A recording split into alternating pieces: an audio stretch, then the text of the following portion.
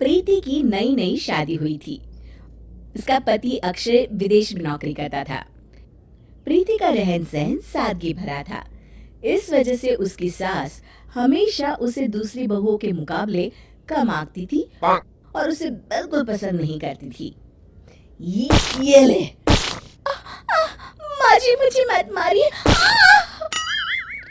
आज तेरी वजह से मोहल्ले की सभी औरतें मेरा मजाक उड़ा कर गई है।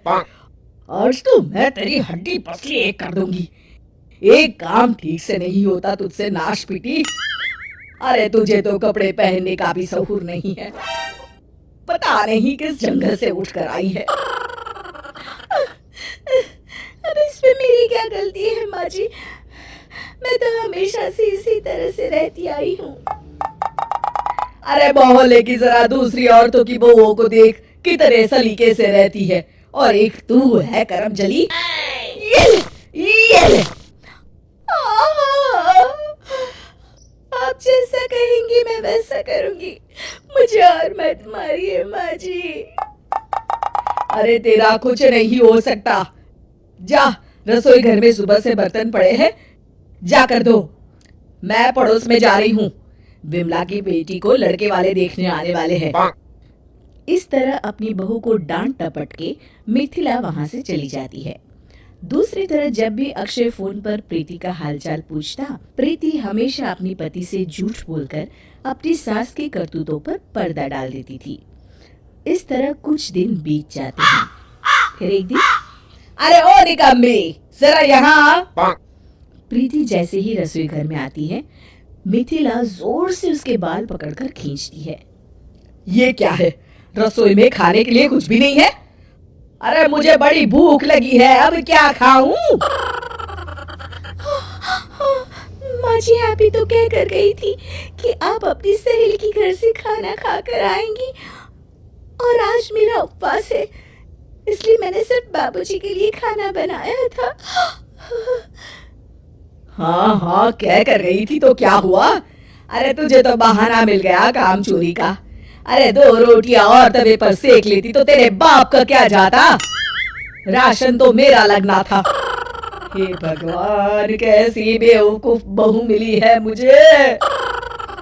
अरे भाग्यवान, अपनी गलती बहू पर क्यों थोप रही हो?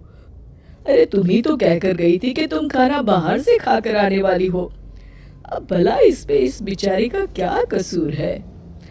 आप तो चुप रहिए जी, अभी मेरा माथा बहुत गर्म है।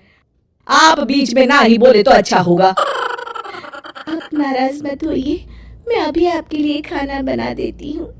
हाँ चल जल्दी, खाना बनाकर मेरे कमरे में ले आ। मिथिला अपने कमरे में चली जाती है। कुछ दिनों के बाद अक्षय का फोन आता है।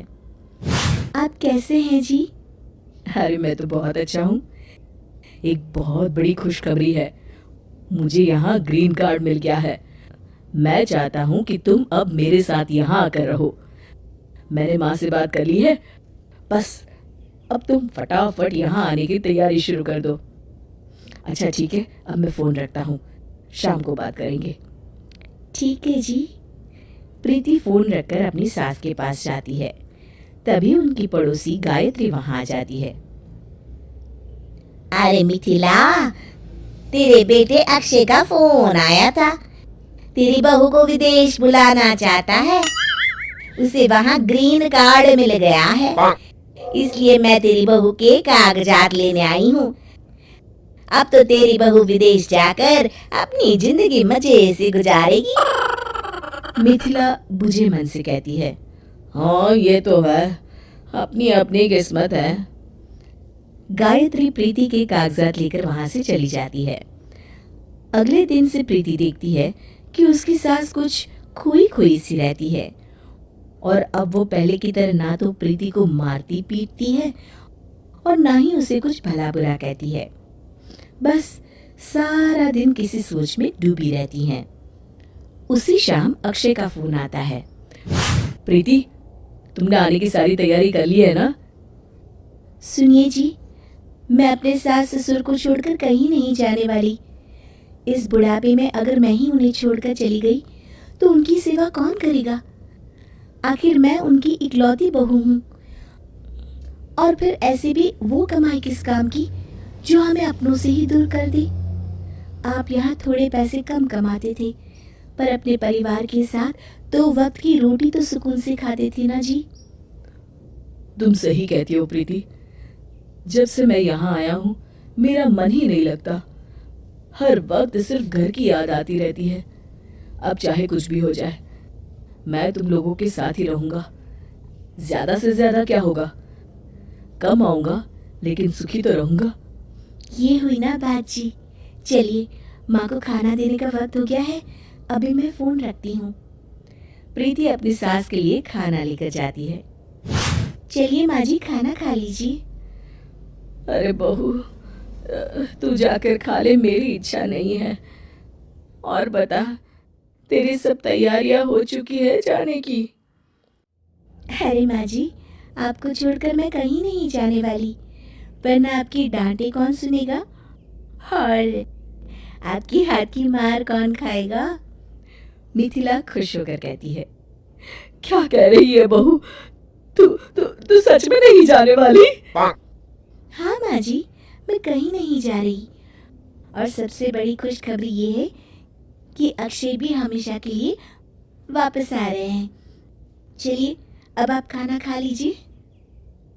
अरे आज तो मैं 2 रोटी ज्यादा खाऊंगी। मार गई तुझे, आखिर बहू हो तो ऐसी। शिक्षा अपने माता पिता के साथ रहने का सुख ही दुनिया की सबसे बड़ी दौलत है।